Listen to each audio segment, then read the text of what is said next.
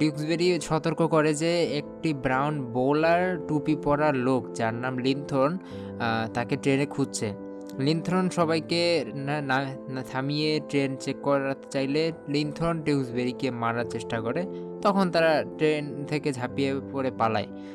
তাদের কাছে খাবার নেই, তাই ডিউক্সবেরি খাবার খোঁজে গাছ থেকে এবং জঙ্গলেই তারা তাদের রাতটা কাটিয়ে সকালে আবার শহরের দিকে যাত্রা করে।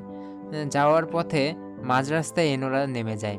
তখন সে নিজের জামা কাপড় কেনার জন্য একটি শপে প্রবেশ করে এবং জামা কাপড় পরিবর্তন করে আবারও তার মা ইউডোরিয়াকে খোঁজার জন্য এক হোটেলে ওঠে এবং তার মায়ের দেওয়া লেটারের কার্ডগুলো দিয়ে ক্লু খোঁজার চেষ্টা করে।